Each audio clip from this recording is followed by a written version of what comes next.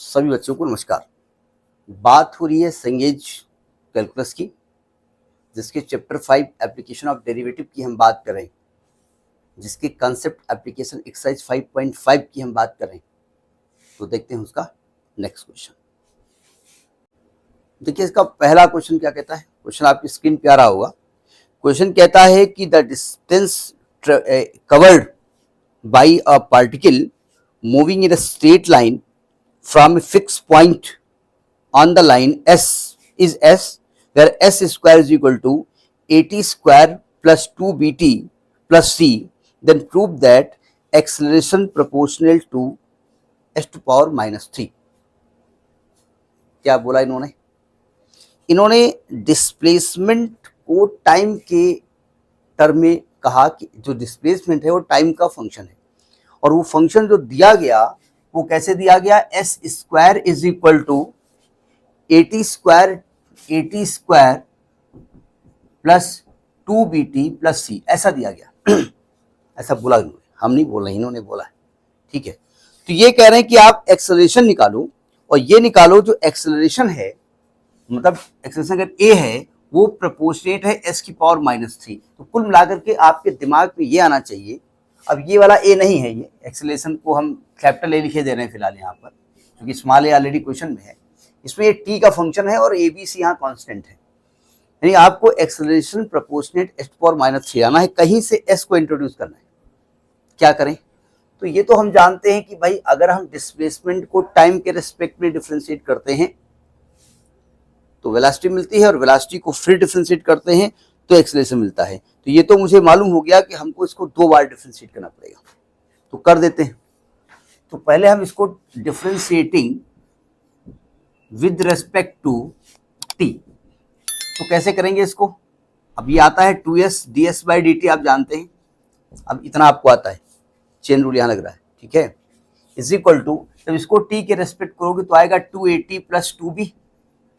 तो जब ds by dt निकालोगे तो आएगा 2at प्लस 2b अपान 2s, 2 से ऊपर नीचे से डिवाइड कर दोगे तो ये आ जाएगा आपका 80 प्लस b अपान s। ये एक्चुअली आपको वेलोसिटी मिली, यहां से v का प्रादुर्भाव हुआ। ठीक, अब आपको निकालना है एक्सेलरेशन, तो इसे दोबारा आपको टाइम के रेस्पेक्ट में डिफरेंशिएट करना पड़ेगा। ठीक है, इसको दोबारा डिफरेंशिएट कर देते हैं, अभी जगह है हमारे पास। नाउ एक्सेलरेशन हम फिलहाल कैपिटल ए मान रहे हैं, माना तो स्मॉल ए जाता है, लेकिन स्मॉल ए चूंकि ऑलरेडी क्वेश्चन में इंट्रोड्यूस है इसलिए हम कैपिटल ए मान रहे हैं। अब आप कहेंगे ये तो दिया नहीं गया कि ये ए बी सी कॉन्स्टेंट है, वो अंडरस्टूड है। जब डिस्प्लेसमेंट टाइम का फंक्शन है इसका मतलब डिस्प्लेसमेंट टाइम पर डिपेंड कर रहा है, तो टाइम के अलावा जो भी उसमें रिलेशन में है दे आर कॉन्स्टेंट। ठीक है, तो जब इसको आप डिफ्रेंशिएट करेंगे दोबारा dv बाई dt को, ये ध्यान रखिए v की वैल्यू ये है 80 प्लस b, ये ध्यान रखिएगा। तो यहाँ पर t के रेस्पेक्ट में, और s भी t का फंक्शन है। ठीक है, तो यहाँ पर आपको डिवीजन रूल लगाना पड़ेगा, तो क्या होगा, denominator into D by D T of numerator, ठीक, minus numerator 80 plus B into D by D T of denominator. यहां तक बात तो क्लियर हो गई होगी, अपान डिनोमिनेटर का होल स्क्वायर। ये बात फोकस में रखिएगा कि आपको पूरी की पूरी कहानी में एस को हीरो बनाना है, टी को गायब करना है। ठीक है, तो ए बराबर देखो ध्यान से, एस जब इसको टाइम के रेस्पेक्ट में डिफरेंशिएट करोगे तो 80 का ए हो जाएगा और माइनस 80 प्लस बी और ds बाई डी टी। देखो ds by D T already क्या है, v के बराबर है, तो हम यहां v लिखे दे रहे हैं, कोई दिक्कत, और अपान एस स्क्वायर। आप कहीं यहां तक तो कोई दिक्कत नहीं है, लेकिन अभी तो t हटा नहीं, हमको तो s लाना है। कोई बात नहीं, सुनो ध्यान से, as माइनस 80 प्लस बी, जरा इस इक्वेशन नंबर 1 को देखो, जहां v है वहां क्या लिख सकते हैं, v की जगह 80 प्लस बी अपान एस लिख सकते हैं ना। तो v को लिखेंगे आप 80 प्लस बी अपान एस, सही कर रहा हूं ना, हाँ ठीक कर रहा हूं, अपान एस। अब एक और दिक्कत यहां पर आ रही है कि यहां पर ये हट रहा नहीं हट रहा, फिलहाल हम वी लगते फिर देखते हैं, अपान एस स्क्वायर। अभी टी हटा नहीं है, अभी टी के बारे में कुछ बात करनी पड़ेगी, ठीक है। फिलहाल इतनी बात तो क्लियर हो गई है, इसलिए इसको रब कर देते हैं। मतलब दिमाग लगाना पड़ेगा, ये नहीं कि आपका क्वेश्चन आया और आपने कहा अच्छा आपने रूल बताया था डिफरेंशिएट, ठीक है डिफरेंशिएट करोगे, लेकिन थोड़ा सा अपना रिक्वायरमेंट भी देखनी पड़ेगी।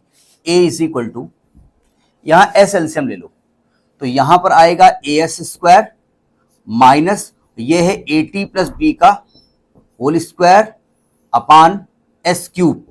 भाई जो आप एस एलसीएम लोगे तो एस डिनोमिनेटर में आ जाएगा ना, तो एस क्यूब बन जाएगा, तो एस क्यूब तो आ गया। अब थोड़ा सा देखना है कि कुछ ठीक ठाक बात हो जाए।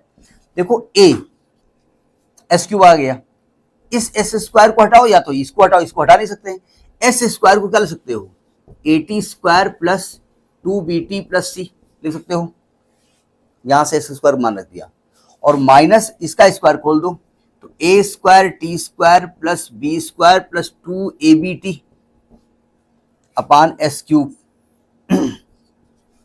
यहां तक बात क्लियर हो गई।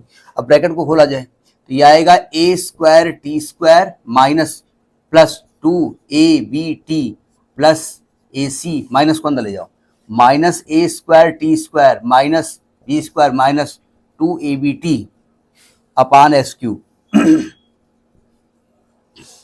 अब कुछ काट पीट करो, क्योंकि हमको कुल मिलाकर के एक्सेलरेशन को एस के टर्म में लाना है, और चूंकि टी भी यहाँ वेरिएबल है तो टी को हटना पड़ेगा, ठीक है। ए स्क्वायर टी स्क्वायर कैंसिल हो गया, 2ab कैंसिल हो गया, तो ये हो गया आपका A is equal to A C minus B square upon S cube. जरा ध्यान से अगर आप देखें तो A C minus B square में टी है नहीं है, ये तो कांस्टेंट हुआ, तो जब कांस्टेंट हटाएंगे तो ए प्रोपोर्शनेट 1 अपान एस क्यूब आएगा, और जब एस क्यूब ऊपर जाएगा तो ए प्रोपोर्शनेट एस पावर -3 आएगा। यही आपको प्रूफ करना था। कैसी बात कही, ठीक कही ना। तो ये आपका फर्स्ट क्वेश्चन है। Next the next video. नमस्कार।